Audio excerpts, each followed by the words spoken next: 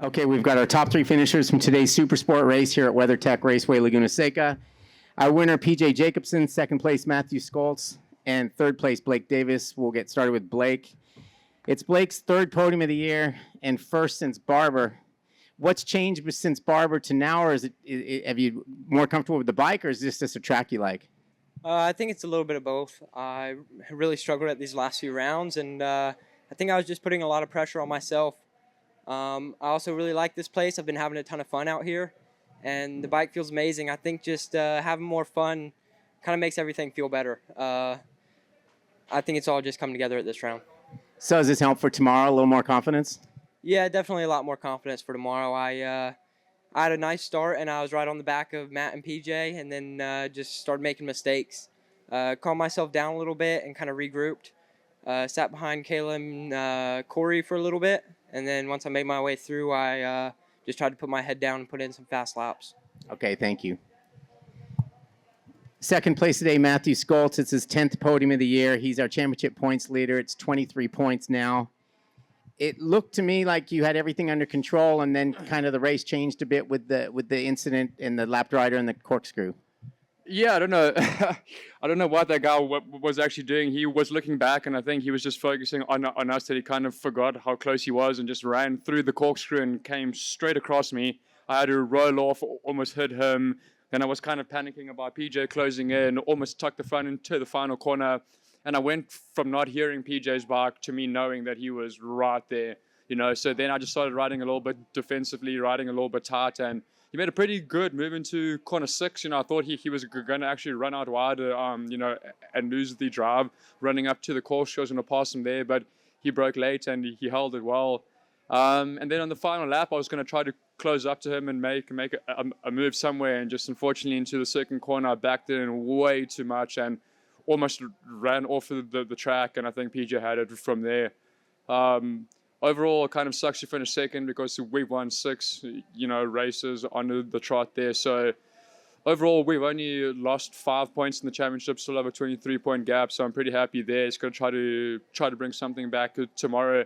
I think myself and PJ respectfully have shown that we a step above most of the guys here. So I think we just have to make sure that we get a pretty decent start tomorrow. And I'm sure we'll be battling again for all 19 laps, unless he picks it up, or hopefully he doesn't. But yeah, just happy to be up here again and collecting points, and just kind of keep this championship fight going. You obviously led a lot of the race. Does that mean the bike's good enough for tomorrow, or do you do more to it? We were actually thinking about changing the gearing. There's a couple corners where the gearing is way too short, and a couple corners where it's just way too long and it's bogging. But if we go shorter, we're going to sacrifice a couple corners. If we go longer, we're going to lose out somewhere else on the track. So we're going to have to figure that out. But it seems that PJ has really good punch out of the corners that we need to kind of roll up to make passes in the following corner or so. So that's going to make it difficult for me. But I feel that we can find something, whether it's the bike or me perfecting it a little bit more. But overall, we're going to definitely come out swinging for the second race tomorrow. Okay, thank you. Cool. Our winner today, PJ Jacobson. It's his 4th win of the year, 10th podium of the year. As we mentioned, 23 points behind in the championship, which you gained 5 today.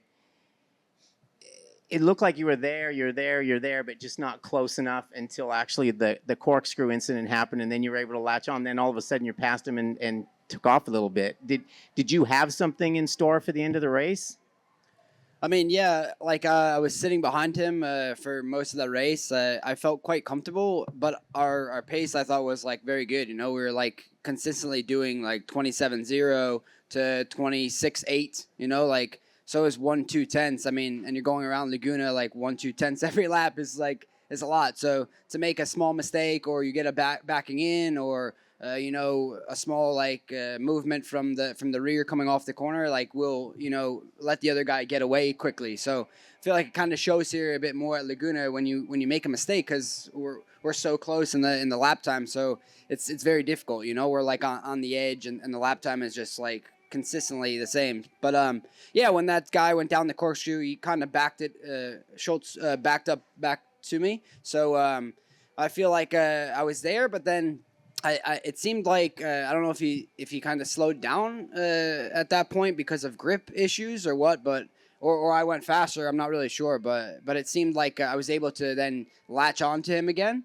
And then I saw the whole race, that turn 6, that he was struggling quite a bit.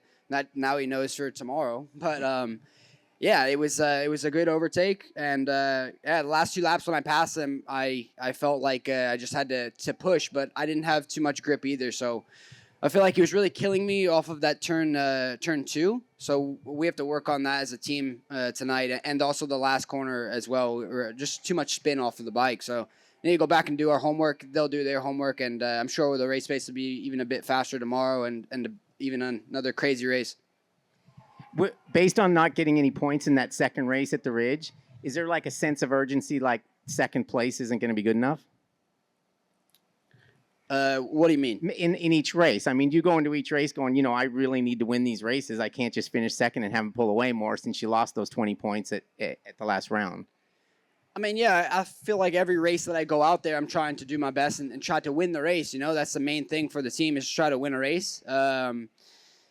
Yeah, second place is not good for me. Like, a lot of riders, we all want to win races and stuff. But, yeah, it's motorcycle racing. That's all I could tell you. And a lot of stuff happens throughout the year. So who knows what will happen in the future coming up. We have a bunch of races left.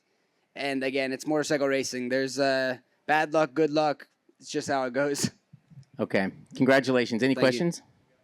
I just have one for Matthew. Matthew, can you follow up on what PJ said about, did he surprise you in that turn? That was a pretty good pass for him in that turn.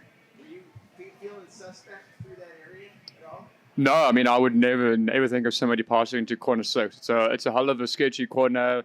The track like drops away from you there. The outside curb comes up extremely quickly, and it feels that if you miss the apex by 1 inch, it feels like you're an absolute mile off the line, and you can't accelerate quickly up the hill.